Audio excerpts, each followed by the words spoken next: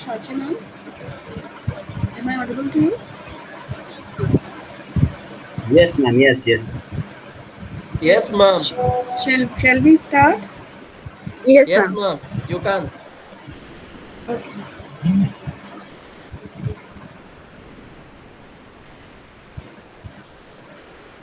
Good morning, everyone. Welcome to this webinar titled Cultural and Linguistic Diversity. I'm honored to welcome our guest speaker, Dr. Fahmina Khaliq. Dr. Fahmina is an assistant professor and trainer with Sharda University. She had done her MBA and PhD in the area of management. She is associated with academics for the past 14 years in the area of human resource management, business communication, and cross cultural studies. She has many years of industry experience and she enjoys being a corporate trainer, counselor, and consultant. Her research interest lies in cross cultural management, international management, human resource management, and diversity management. And she has to her credit several high quality research papers. She is also involved in copywriting, editing, and reviewing research articles and case studies. In her free time, she likes to do some social work and deliver free career counseling sessions for the students on honing their interpersonal and corporate communication skills.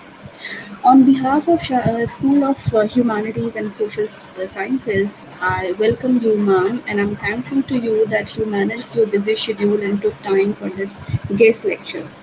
Over to you, ma'am. Thank you so much, Dr. Ma'am, for an explicit introduction. Thank you so much. I'm really humbled.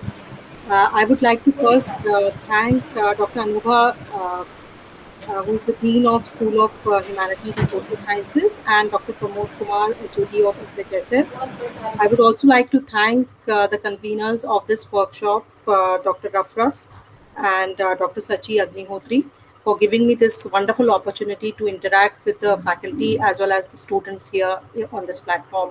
It's my honor to be here and present on cultural and linguistic diversity. Thank you once again, everyone, and I'll begin the workshop right now. So, first of all, I would like to know here the students present are from BA and MA, undergraduate, if I'm not wrong. The students Yes, are yes, from ma'am. undergraduate of BA as well as MA. So, they'll come in, ma'am. I'll allow them. We can allow them to join in the session, even if they're Yes, getting late.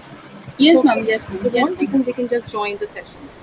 Yes, So, ma'am. first of all, I would like to know from the students, like, what do you understand by culture? Anyone? Anyone can answer. What do you understand by culture?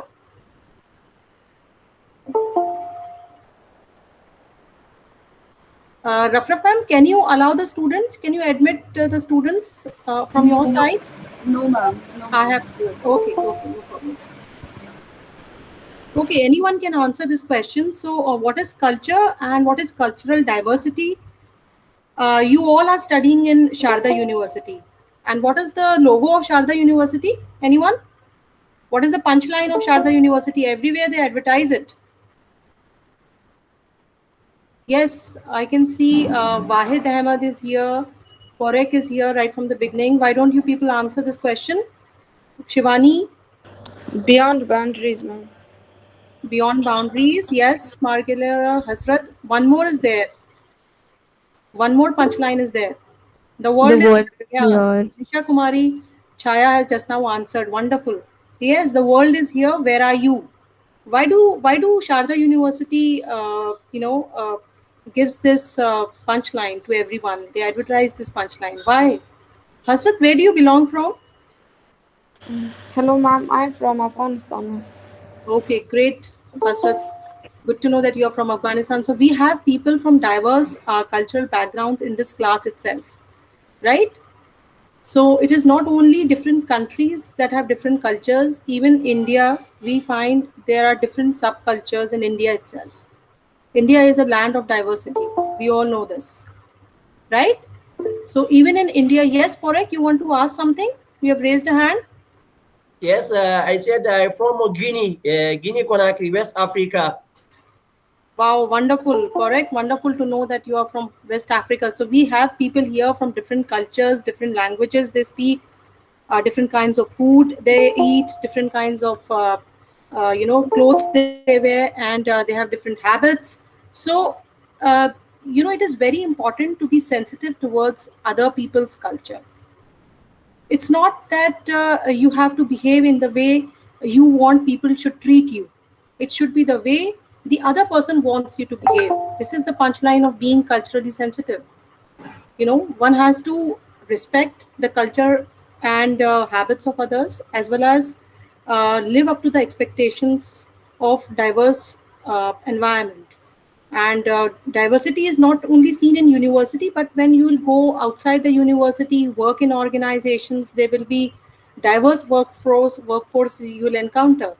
Even if you are working in India, whether you go to Bangalore, whether you go to Pune, whether you work in Delhi, Chennai, you will see that the composition of workforce is highly diverse in the sense that people may have different kinds of habits, culture. They come from different kinds of cultural backgrounds. So they may be diverse in terms of religion, region, language, habits, and the way they greet each other, the way they react to different situations in the organization. That is also culturally different at times. It is very different. So I would like to show you this slide. Uh, just have a look at this slide. Okay, can you all see this? Yes, can you all see this? Yes, ma'am. Yes. Okay, so in this slide, as you can see, there are people from different cultural backgrounds on international arrivals at the airport. So now, can you see the havoc it is being created because most of the people do not know about the cultures of others. So what is happening is the Chinese guy is bending down. Southeast Asian countries like Korea, Singapore, or maybe other Asian countries like China and Japan, they bow down to give respect. The other person. Excuse me, ma'am. Excuse me, ma'am. Yes, Dr. Hariom, yes. Good morning, madam. Actually, if you make the slides in presentation mode, then it Yeah, will be just more clear effect. sure, sir, sure. Thank you. Okay, is it clear now?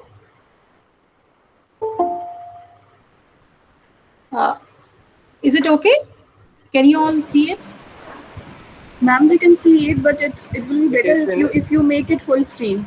It is in edit mode, madam. Oh, it's in full screen. I've made it in full screen. Full screen down, ma'am. Down. You can use full screen down. At the right.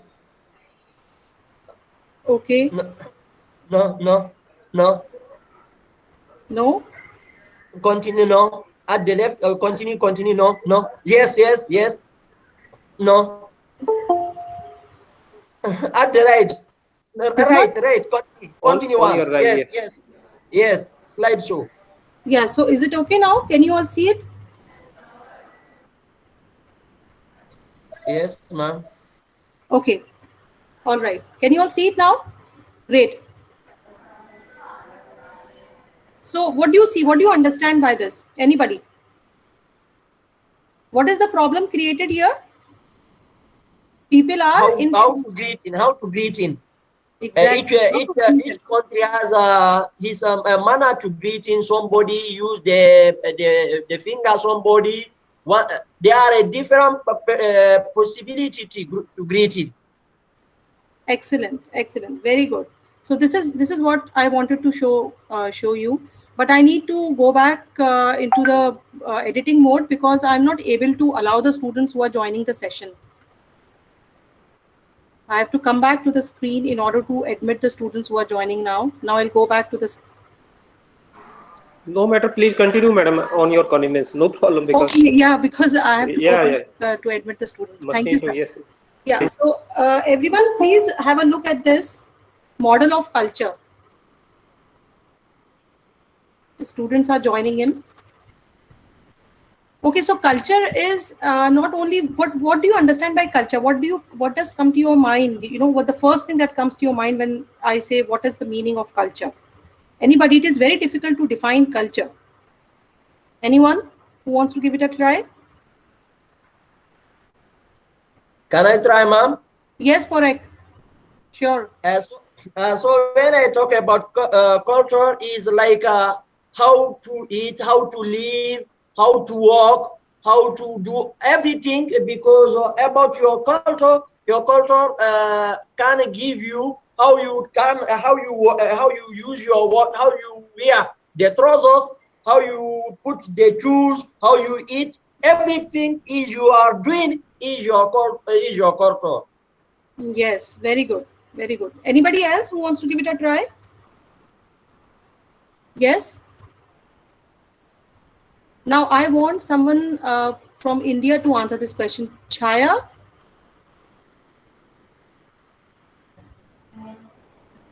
Chaya Students, try to be active, please. Dipali?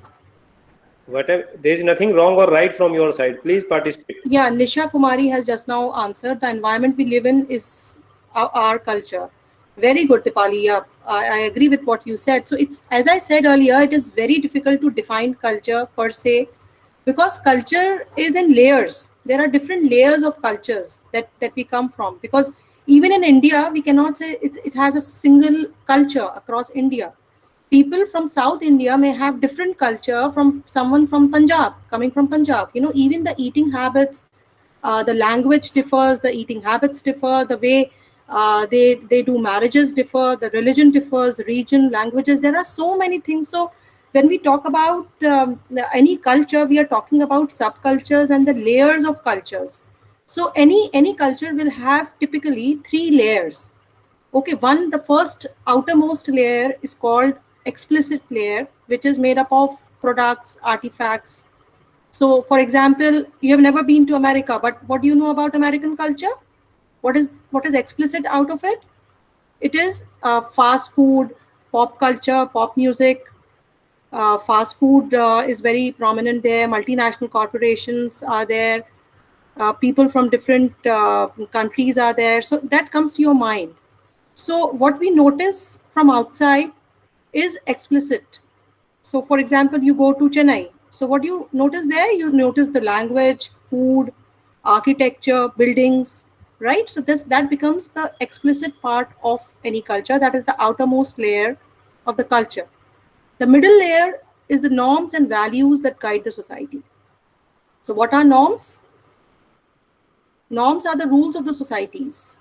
What is good, what is bad. What are values? That tell us what I should do, what I should not do. My values are never to speak a lie, never to cheat. These are unwritten rules of the society. To respect your elders. If my elders come, then I would stand up. So this is unwritten rule. It's not written anywhere that you have to stand up when you see your elders, but you do it, right? Why you do it? Because this is the rule of the society. You have been seeing your parents doing it, you have seen your grandparents doing it, so this is how you do it. So there's nothing right or wrong in it, but values and norms are experienced inwardly. This is something which is guided by the society. The society has made these rules. The society has made rules that in wedding party there should be at least 1,000 people. Okay, otherwise you have to call all your relatives and all your friends in the wedding party. So this is a rule that has been made. What comes next in culture is implicit, or the inner part of culture, which is hidden, which is usually not shown from outside, and it is something that guides the behavior of a person, and it is the assumptions that we make towards life, towards people. Okay, and this is the innermost layer, and it is very difficult to explain why something like this is happening. For example, some people prefer eating with knife and a fork. Others prefer eating with hands. There may be some countries where people prefer eating with, chopsticks. So is there a reason? No, there is no reason behind it. But yes, this is a belief, this is an assumption, this is something embedded into the DNA of the people of a certain culture, which cannot be changed. So this is how, the various layers of cultures are formed. Okay, I think more students have joined in. So let me just admit. Okay, what are the various institutions of culture? Now, how culture is influenced, that is very important to understand what influences the culture.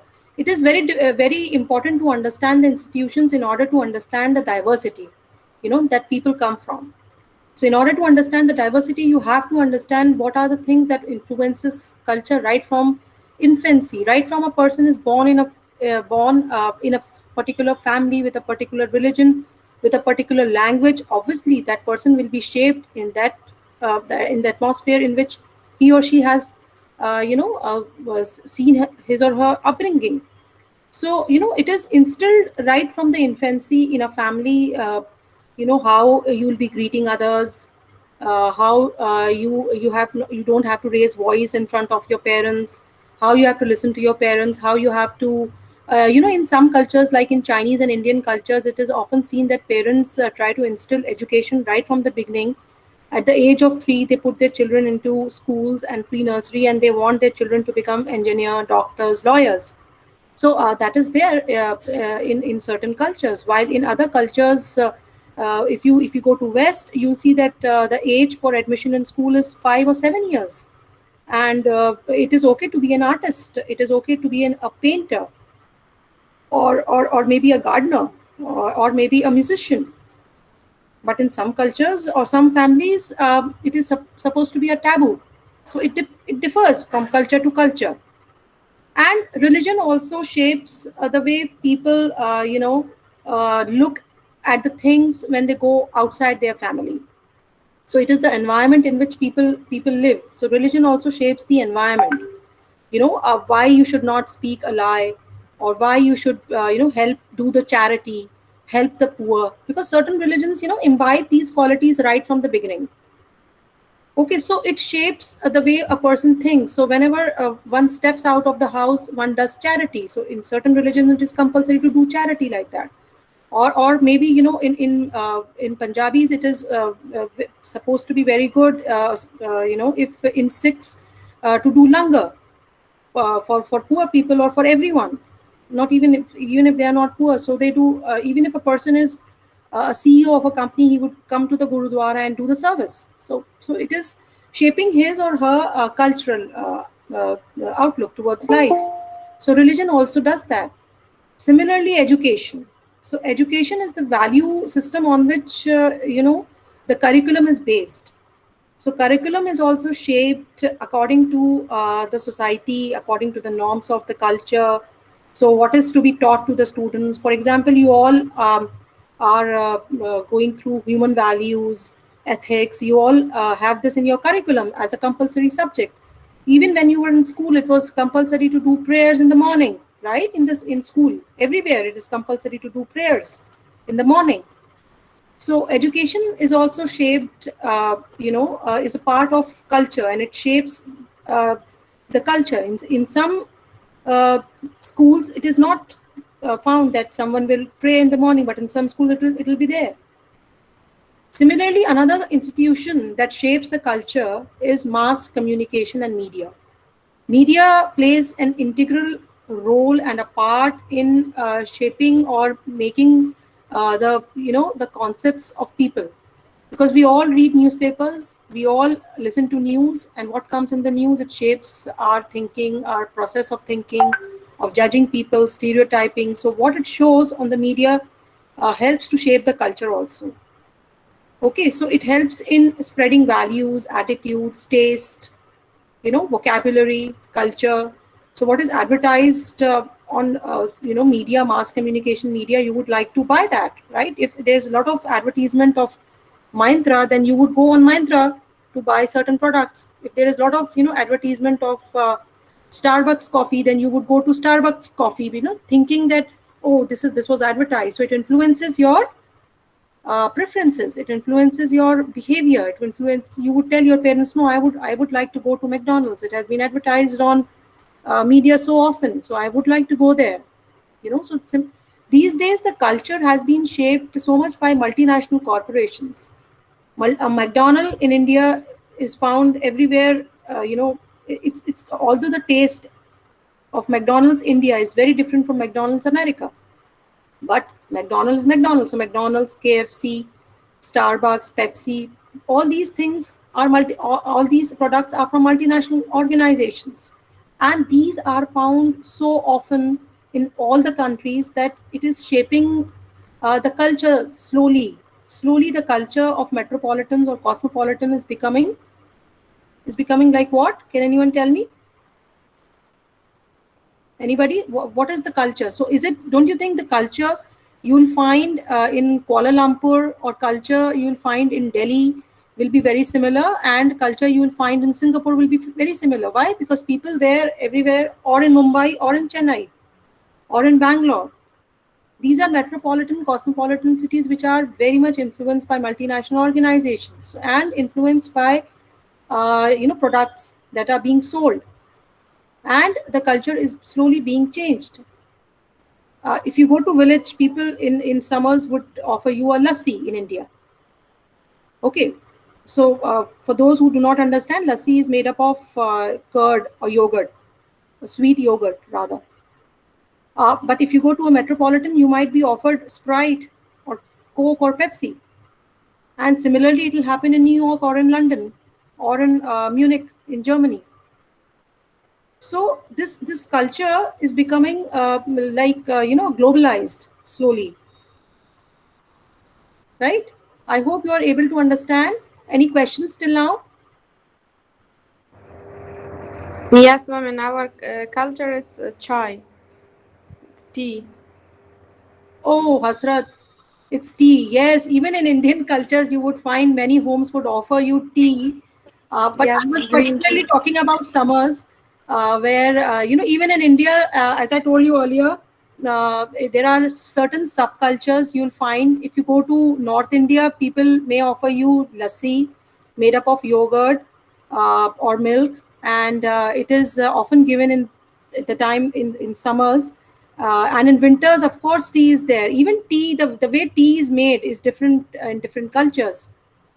Some people in certain cultures it is okay to put milk, in certain cultures without milk. And even in Kashmir, the in India, in Kashmir, the tea that you would be offered would be entirely different what is offered in Delhi.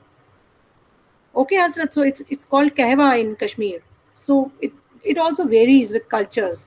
So this is what I'm trying to explain, that cultures differ from one place to another, whether it is in India, whether it is outside India. But okay, Hasrat, thank you for answering.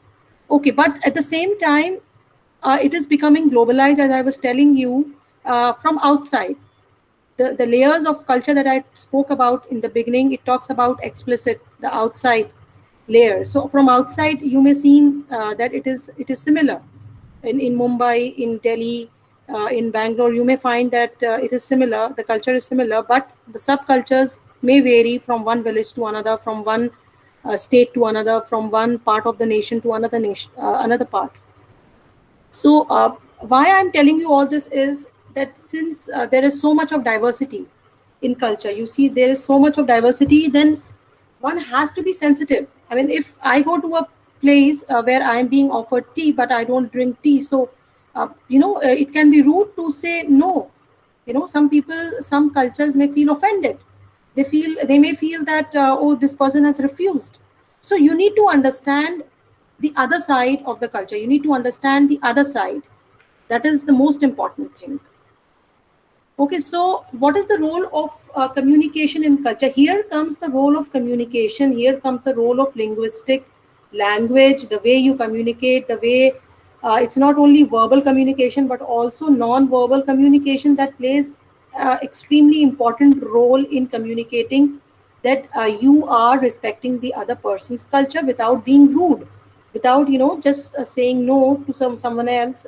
You can politely make the use of effective communication in order to, or maybe if you are not able to communicate yourself, how you are going to make use of non-verbal cues and clues along with verbal use of words in order to effectively communicate your things to the other person.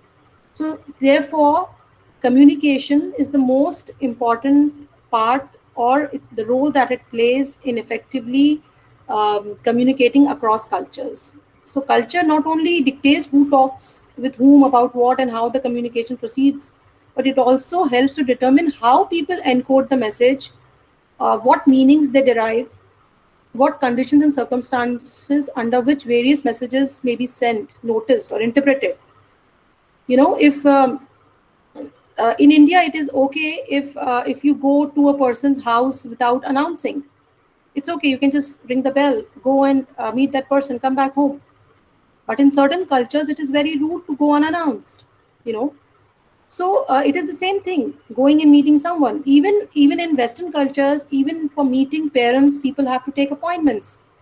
Like for weeks, they have to book the appointments just in order to meet the parents. But in Eastern cultures, you would see that that is not the case. You can just go unannounced anytime. Okay, it is okay for children to live with the parents, even when they get married. But in certain cultures, it is not accepted. It is like one has to move out of the house when one comes in high school or after one gets married. So it depends. So I would like to show you, as I told you earlier, the role of culture in communication, why communication is important, and why wrong communication can lead to disasters. Here is a small case study that I found out.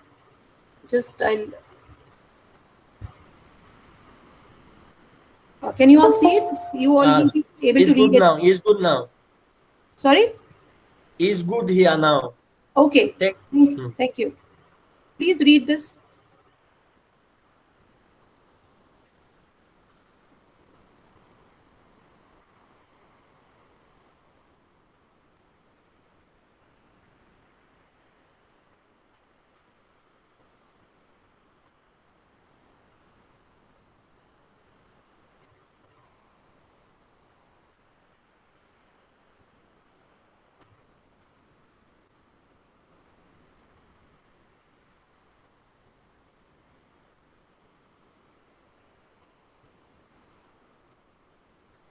Ma'am? Yes, read? Okay. Thank you. Everyone has read this? Okay. So what do you understand by this? Where was the miscommunication, and what was the miscommunication, and how it could have been avoided? Anyone? Yes? Anyone can answer this question. There are so many students present here. I can see 45 of them are present. Okay, Meenal, Toran, Nisha,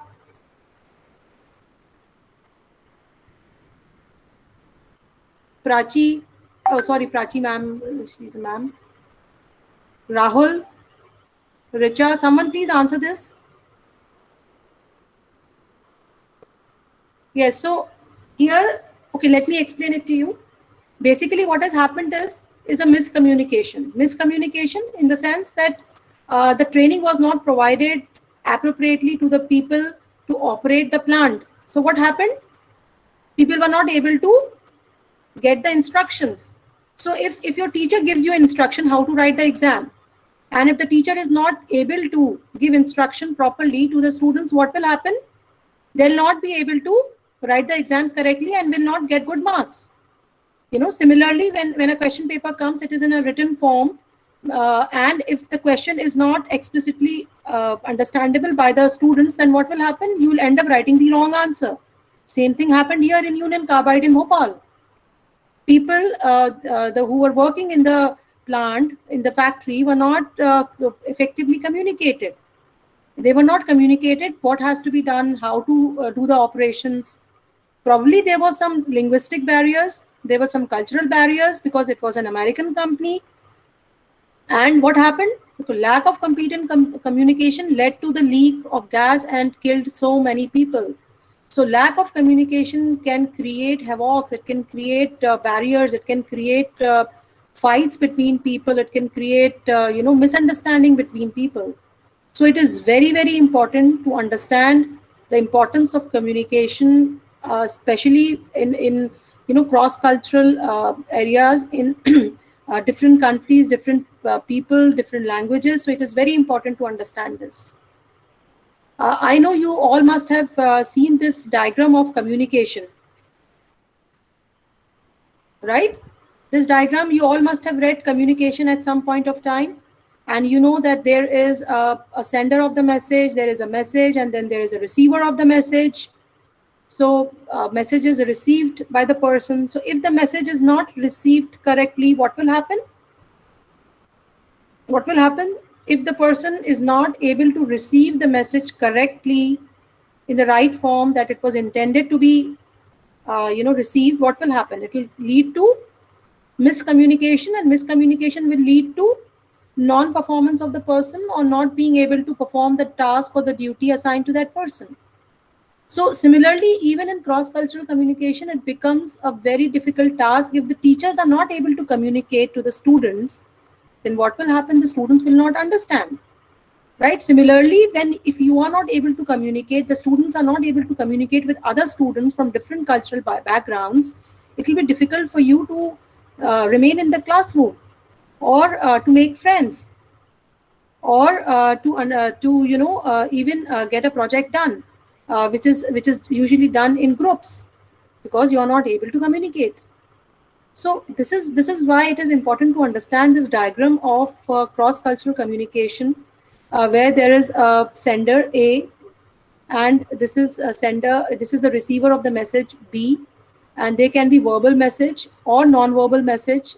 In fact, every message is accompanied with non-verbal clues and cues. Verbal message is only 7%. 93% is non-verbal communication. That is why non-verbal communication is the most important part of any communication. So it is the intended meaning of A and the perceived meaning of B. It has to be same. If it is not same, then again it will be a disaster like Union Carbide. I hope I'm able to make it clear to all of you. Okay, I want you to read this one also. This is a small example I've given, that meaning is mistranslation. If the meaning is not interpreted correctly by the receiver of the message, then it can be very awkward at times. For example, in Taiwan, Pepsi used the slogan, "Come alive with Pepsi." You know, it used it in Taiwanese, only to find out later that when it was translated, it meant Pepsi brings your ancestors back from the dead, which was very offensive to the people of Taiwan. So Pepsi could not survive in Taiwan. It had to, change its marketing strategies. Similarly, in American Motors introduced a new car called the Matador in the Puerto Rican market in South America, only to learn that Matador in Spanish means a killer, which wasn't very, comforting for the buyers. So why would someone buy a car which means a killer? So no, there was some superstition also attached with it, that if you buy this car, it can lead to accident. So people did not buy this. So therefore, it becomes very necessary to understand the meanings attached to the words you are using while talking to the other person from different culture background. And mark my words, you will not find people from your same culture background everywhere. That will happen very rarely. Very rarely it will happen. You all will be getting out of the college very soon, and you all will be working for organizations where there will be people from different cultures, different backgrounds. So you have to be very, very mindful of what you are speaking, what you are talking, and how you are communicating, and how you have to get the work done. So at the end of the day, it is important that the work should be done, and work can only be done effectively and efficiently if the communication is proper. Okay. So this was the example of mistranslation and meaning I wanted you all to know. Some more students are joining. I think some students may have connectivity issues also. They are leaving and joining back. So let us now understand the cultural variables in communication process. What are the variables which are important in cross-cultural communication and for cross-cultural diversity? Moving in culturally diverse, because India is also becoming a melting pot. We are seeing in India, as it is in Indian culture itself, there were so many subcultures, different religions. India is a land of diversity. Plus, with globalization and liberalization policies, a lot of multinational corporations and multinational culture is also coming to India, and even Indians are going abroad, and a lot of organizations are investing in Indian companies these days, or in India, and setting up their own factories or production houses or organizations. So you will see banks of different nations, you will see newspapers of different nations, you will see so many companies of different countries setting up their premises in India. So India is becoming a melting pot now. It's melting pot means there are people from different cultures all over the world now. So how why cultural variables are important to understand in order to communicate with this diverse background that is found in our country, in India. So attitudes, what are attitudes? Attitudes is something that you form towards other person. So stereotyping is the main cause of misunderstanding in cross-cultural communication. What is stereotyping? You try to stereotype some people from certain area, region, religion, or background, cultural background. You say, okay, this person belongs to this region. Okay, this person must be very lazy. Sometimes people do this. They stereotype. So this occurs when a person assumes that every member of the society or subculture has the same characteristics or traits. You assume in your mind that, okay, this person is from this area, so that means this person will be like this.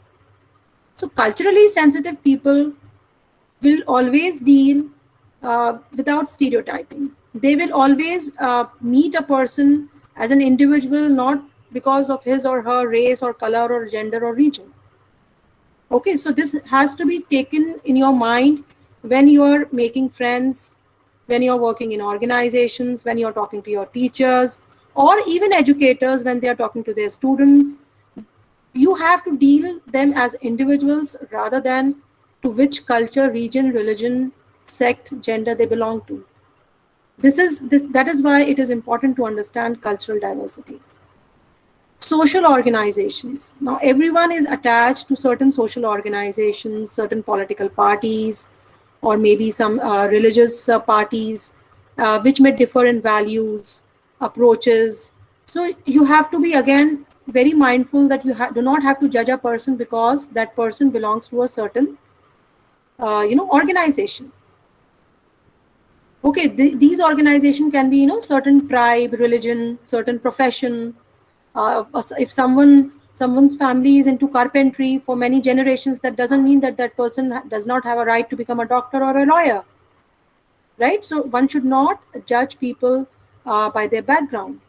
So that is the most important thing. Another, stereotyping or bias that comes into the mind while dealing with culturally diverse people is their thought patterns. The logical progression of reasoning varies widely around the world and affects the communication process.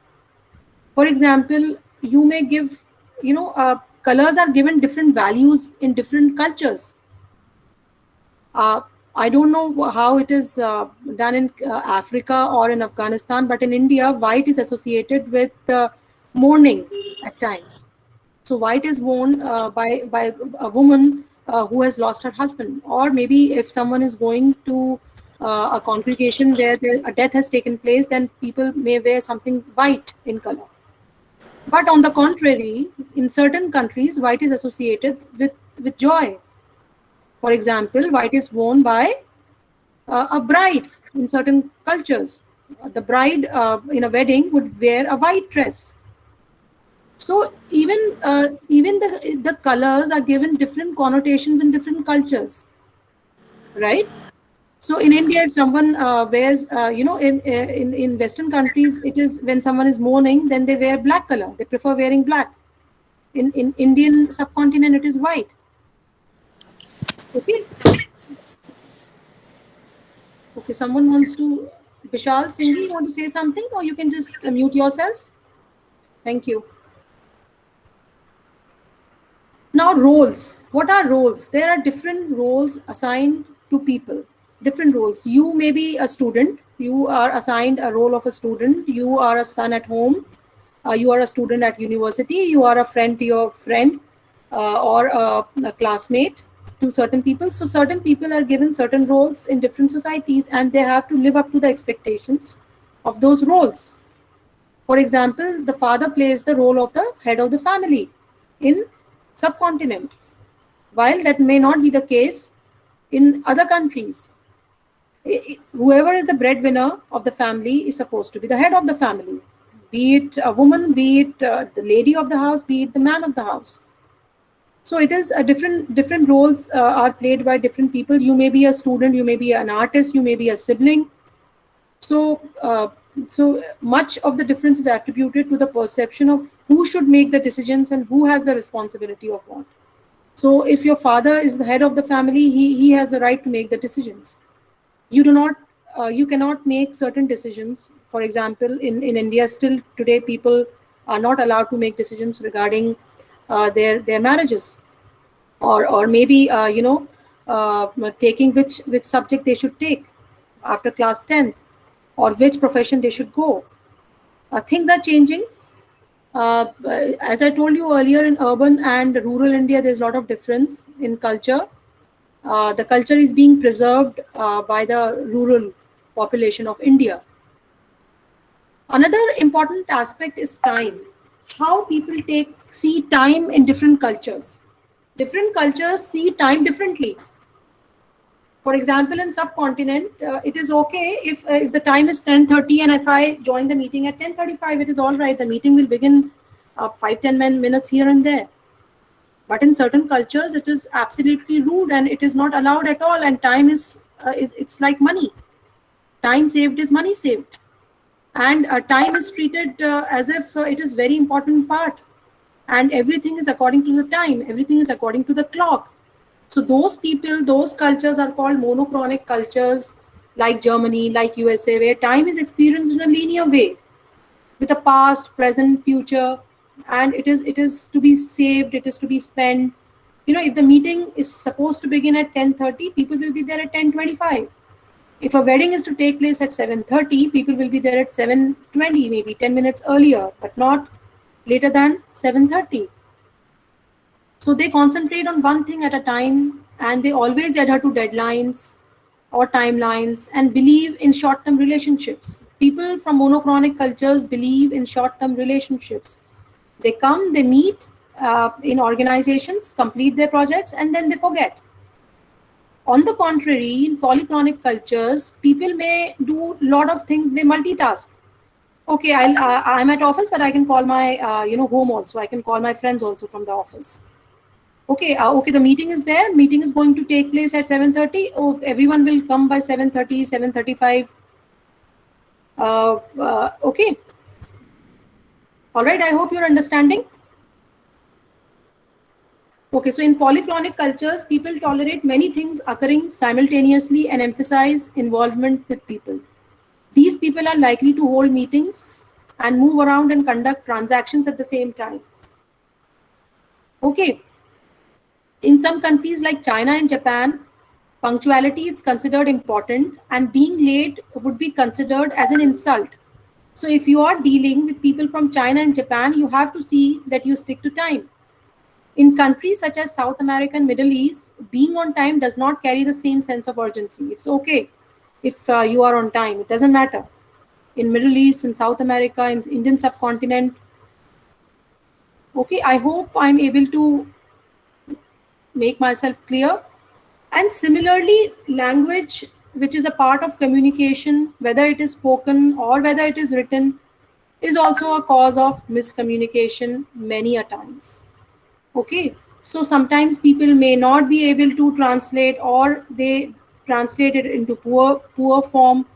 A speaker's failure to explain idioms. Suppose you go to America and people are cracking jokes, you would not be able to understand their politics or jokes.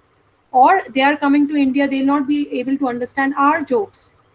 Same thing happens, because the way you will interpret things, although English is a common language in India and in America, English is a common language, but still, would you be able to interpret the jokes they say, or would they be able to understand our jokes?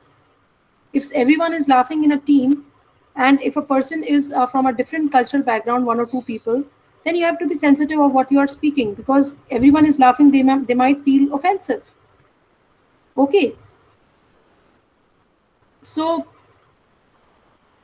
because of increased workforce diversity, the international business managers deal with different kinds of languages. For example, the plant of Ford in Germany. In Germany, there's a plant of Ford. Ford, you all understand, is a car manufacturing company in Germany.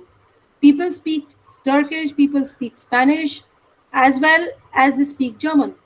Because of the increase of workforce diversity, or international business managers see a medley of languages. So, as I told you earlier, it is only 7% of language or verbal communication, while 93% is non-verbal communication, the way you say things, which is very, very important. So, non-verbal communication comprises of 4 basic things. First is kinesis. Kinesis is a language of body movements, postures, gestures, facial expressions. This is also in simple terms called body language. Even though some facial expressions may be similar across cultures, their interpretations remain culture specific. For example, the basic emojis like smileys, like a sad face, all are very common across cultures, right? But the meaning may differ. For example, in China and Japan, it is supposed to be very rude when you are in a meeting or when you are in public to show your grief to someone. Okay, so they'll always keep a smiling face in meetings.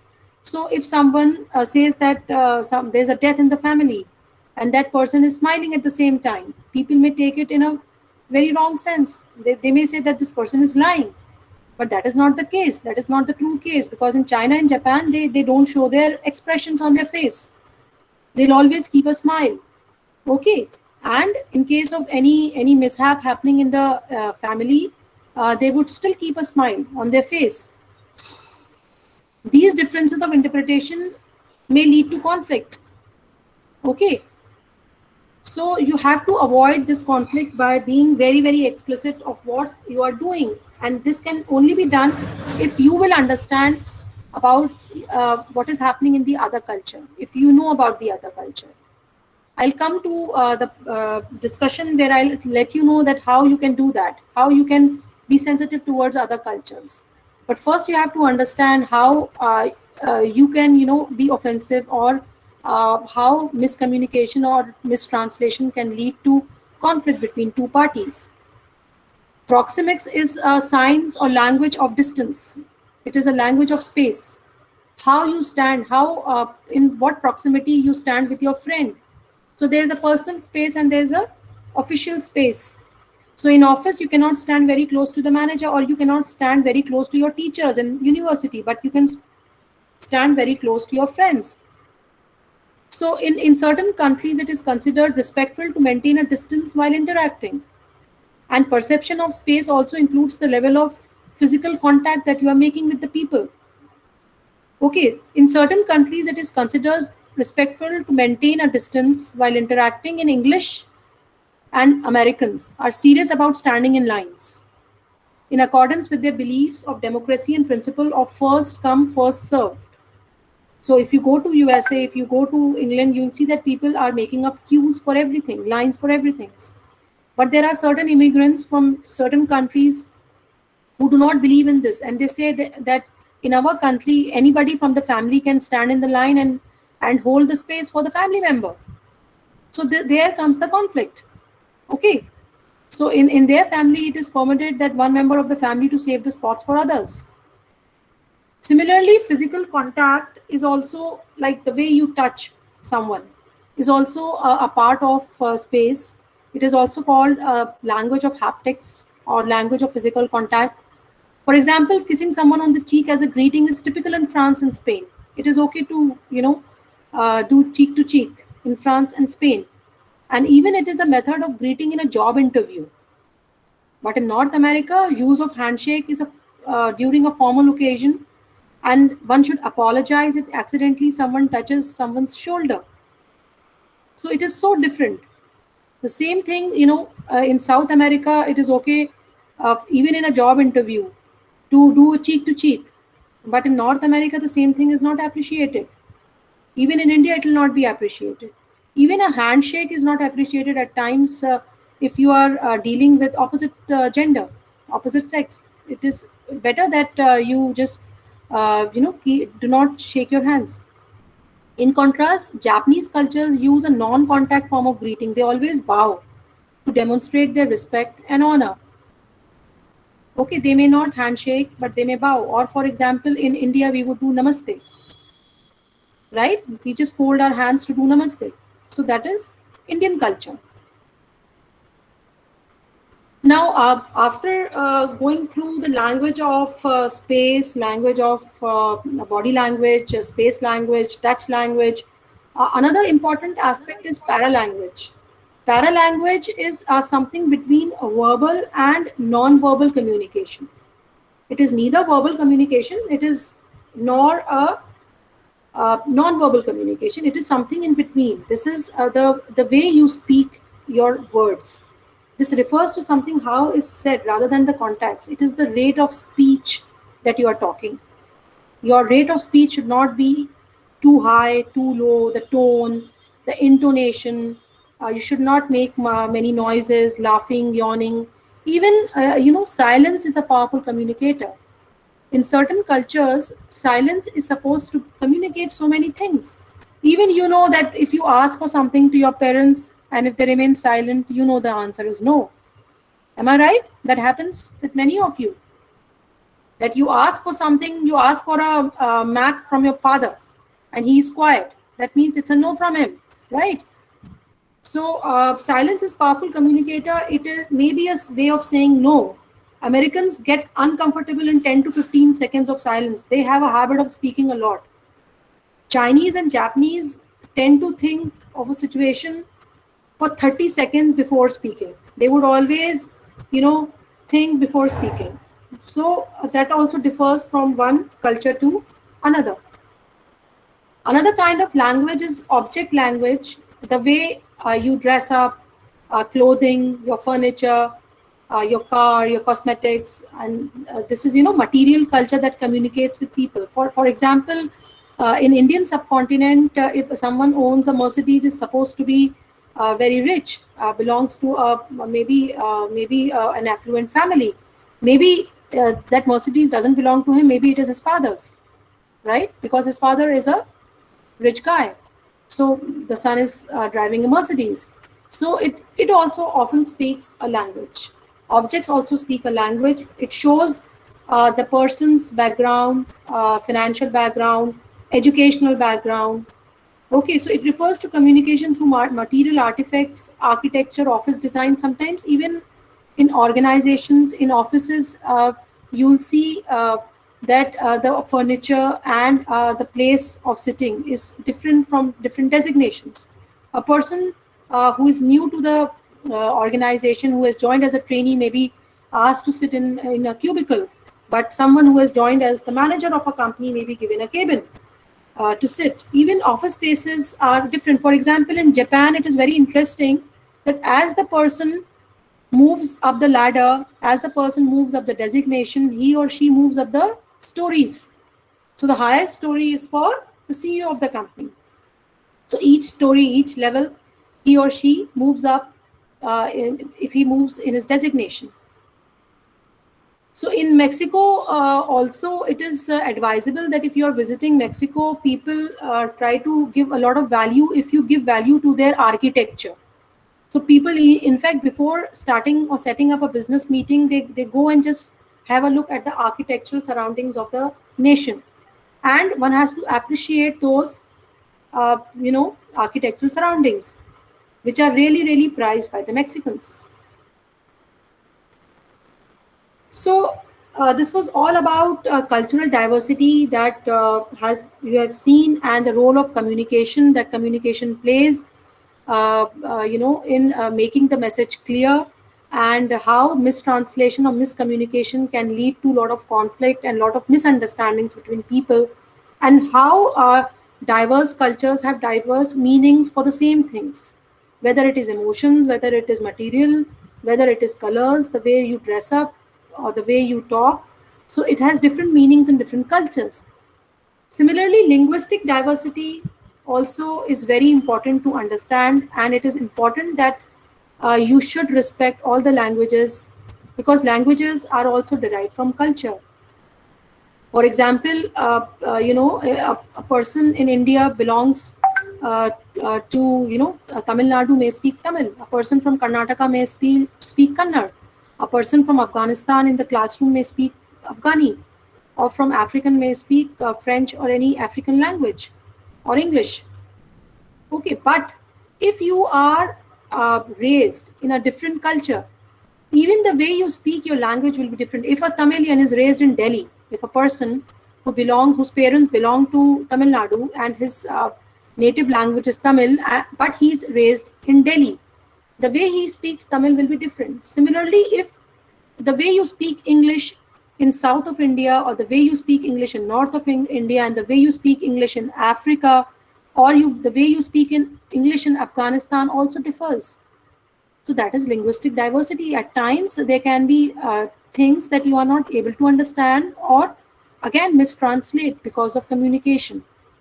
So language is basically tied to our identity. Our experiences shape our language. For example, if I belong to a non-English speaking family, but the way I was educated, the way I met people, the way I worked, the organizations I worked for has made English as if it is my first language. So language actually ties your identity. It's your identity. The language we use can be of two kinds. It can either be conventional language, that is you can effectively communicate, or it could be idiosyncratic, the way you speak with different people to show who we are. Sometimes we speak differently with our teachers, but you would not be able to speak the same manner with your friends or with your classmates, because you have to show that, okay, you have a good command over English, you have a good command over your subject. So the way you will speak English in front of your teachers would be different from the conventional English that you speak. Okay, so language, as I told you, is tied to our identity. It can be conventional, idiosyncratic. It can be verbal, non-verbal. As I told you earlier, it is only 7% of what we communicate is our verbal expressions. Rest 93% is non-verbal communication. Non-verbal communication like body language, object language, time language, space language, all these things are an integral part of linguistic diversity, and you should be very, very mindful of all these aspects. So what do you think, what issues would arise if there are linguistic and cultural differences at university level or at organizational levels? You see, our colleges, our schools, our universities are a reflection of our societies, and there can be discrimination between culturally and linguistically diverse students. And these diverse groups can at times be marginalized. They can be left aside, and they are not focused upon. They are often ignored directly, indirectly. People don't speak to them, or maybe importance is not given to them. This can happen. This can happen with people from diverse linguistic or cultural differences. So how to address a cultural and linguistic diversity? Why it is important? How it is important? So first of all, whether it is academicians, teachers, or students, they should start doing micro interactions. So what are micro interactions? Are small interactions on day-to-day interaction with students, educators, with parents. They contribute to the formation of identity and the acquisition of knowledge about other cultures, about other languages, and whatever power is created is shared. Power is not in a few hands, but it is shared amongst all the people of a society. They constitute the most immediate determinant of success or failure for the students. If the students are included in all the conversations, all the students, whether they come from diverse background or different linguistic backgrounds, in day-to-day decision making, in day-to-day activities, in day-to-day project making, and groups are formed from diverse background people, then they feel, it's a collaborative way of doing things. They feel inclusive. So, a student's cultural and linguistic diversity is related to motivation, and one should not be ignored. Motivation should never be ignored. So, if a student is or the students are in collaborative groups, are included in all the activities, they'll not feel ignored, and they'll be highly motivated in doing the day-to-day activities in the university level. Same thing applies not only for educators but for students. Those who are Indian students, they should be very much culturally sensitive towards students from different countries, or different, or suppose someone is a local from Sharda University.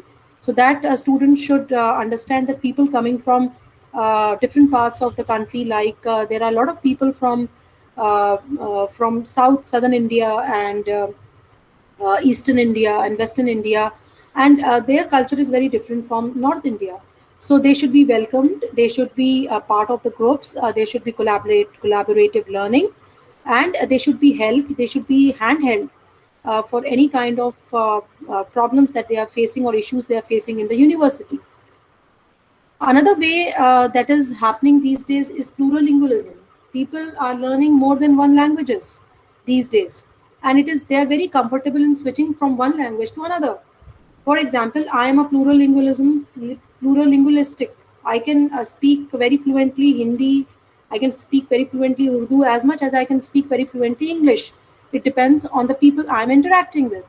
So you can improve your linguistic, approach. Try to learn language the way it should be spoken, the way it is interpreted correctly. So it is because of the globalization that plurilingualistic possibilities are arising.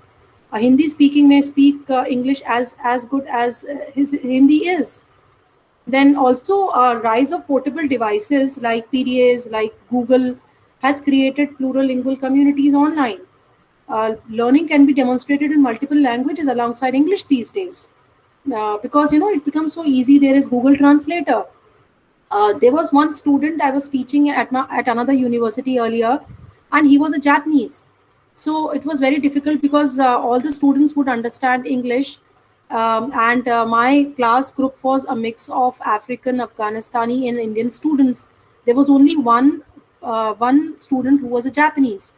So what he would used to do, that he had a Google Translator with him, and he would translate English into Japanese at the same time.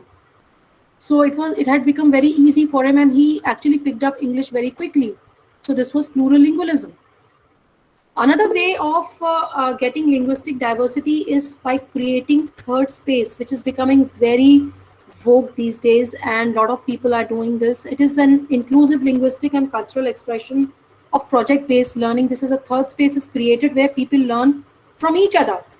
So, if there is a project, to make sure that all Indians and all Afghanistani and all African students are not together, but there is a diverse mix of students in project-based learning. It allows to bridge the gap between home culture and university culture, as well as it gives values to individuals. And it is also a part of collaborative learning. People learn from other cultures, people learn new things, diverse cultures, diverse things. So what you should do when you are communicating with people from different cultural backgrounds, when communicating, avoid using native accent. Rather, your accent of English should be the correct English, correct pronunciation. It should be free of mother tongue influence. Avoid using slang. Slow down, choose your words very efficiently, very carefully. Ask questions if you are not able to understand, and close the conversation by checking that everything is clear. Undergoing language training, cultural training. Tips for students and educators I'll give. I'll just wrap up by 11:50, and then we can have a question answer session. So students and educators should know the students. The educators should know the students, from which cultural background they come from, what are their hobbies, what are their learning styles, what makes them unique, why they are important. Maybe there can be certain cultural activities, certain group activities in which people from diverse backgrounds can be asked to participate. Maintain consistent communication with all. It should not be like if you are comfortable communicating with someone because of the language, it doesn't mean that you are ignoring other people who are not that much comfortable with your language. So try to include everyone in the discussions.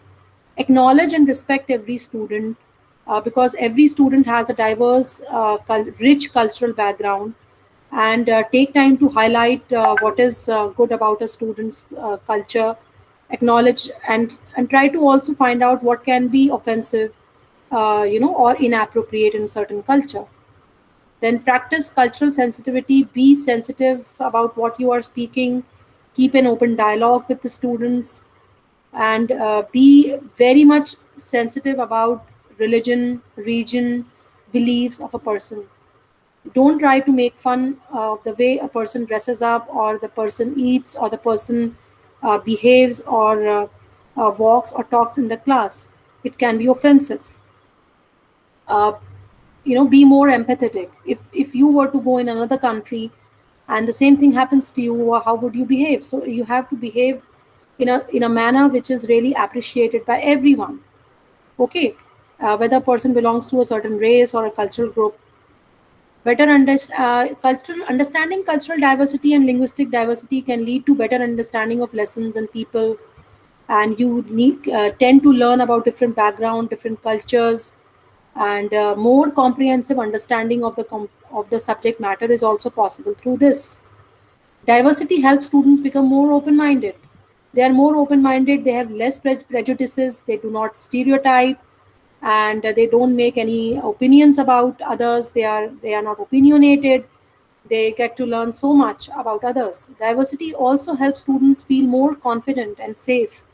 You feel more confident about yourself. You feel more safe. Okay, people feel safe. People coming from different countries, if they are coming to our country, they'll feel okay. They'll feel involved. They'll feel collaborative. They'll feel safe. Okay, I'm in a safe vicinity. Diverse culture students are better prepared for a diverse workplace. As I told you earlier, that uh, you all will be working in workplaces which have diverse uh, background. People have diverse backgrounds, so you should be prepared for it. Okay, these are the references that I used, and these are the question and answer session we can have. We have 15 minutes before this meeting ends. So if someone wants to ask any question, you are more than welcome to do that.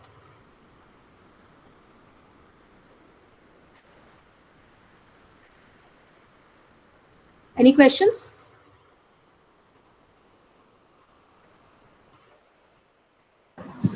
Thank you, ma'am. A small question, though you have mentioned it so well. Just a simple that what should be the smallest effort which we can include in our day-to-day life, which can make us more inclusive towards the different kind of culture. It would be great if you can give us some tip, very day-to-day activities which often we often ignore such small efforts, but I think in a long run those can be helpful. So can you tell us some of those kind of tips? Yeah, sure, Shachi ma'am. A wonderful question you have asked. In fact, teaching in Sharda University can at times be challenging for teachers, and I think they are doing a wonderful job because I meet so many teachers, and the students are able to understand and score very good marks. The credit goes to the teachers because they are able to effectively communicate with them. But if you ask what else can be done, it is better to make groups of students from diverse backgrounds rather than making all Indians together, Afghani together, or African students together. So there can be different groups of students. For example, if any activity you are planning for the students for CA, for continuous assessment, so that can be based on diverse background students. So these activities should be planned in such a manner that there are people from diverse backgrounds, and they are interacting with each other. For example, project-based learning, I'm not sure whether your school also applies project-based learning, but it is there in other departments like in engineering and in management departments. So in project-based learnings or any projects, if the students are doing, so it comprises of more than 2 students, like 4 or 5 students are there. So students from diverse backgrounds should be asked so that they mingle together. They know about each other, they know about different cultures, and they make friends and they become more sensitive towards each other. So this is one activity. Another thing could be whenever some cultural events take place, in order to sensitize other students, maybe some activities should be planned from cultures like African cultures or Afghani cultures, or even in India, as I mentioned, we have different subcultures. So we all are from North India, but there can be people from northeastern or from southern India. So their cultures can also be included in such activities. Shachi ma'am, I hope I'm able to answer your question. Yes, ma'am. Thank you. I think these are the wonderful tips, and we do not need any extra efforts. And these are so kind of handy kind of thing, and we can incorporate these things in our day-to-day teaching, in projects and other activities. And I think this would be really very helpful. Thank you, ma'am. Absolutely. So, Anyone else is having any question or comments or any kind of discussion you want to make?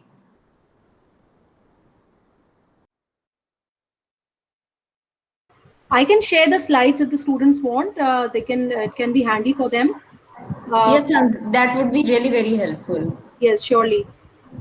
Okay, ma'am. I think the students might be having other classes and other activities also to take care. Yes, ma'am. You know, this is end of session, and I understand. yes. So we can end the meeting. Thank you so much, Shachi ma'am, Rafraf ma'am, Dr. Hariom, and other faculties for attending my workshop, and all the students. They were wonderful. Nice questions I got from diverse cultural background students. So it was wonderful talking to all of you. Thank you, ma'am. We at School of Humanities and Social Sciences, we are thankful to you that you dragged time from your schedule and you agreed to attend this and give lecture in this workshop. And ma'am, we would like to organize this kind of workshop on culture and linguistic diversity in future as well. Soon our new session will start. So, Absolutely. yes, ma'am, it would be so great if we can continue our collaboration. So we would like to have you again. And thank you, ma'am. Thanks a lot for giving us your time. And thanks to all the participants who showed interest in this workshop. Thank you, everyone. Thank you, Shachi ma'am. So I'll end the meeting, ma'am. Yes, ma'am. Thank you, ma'am.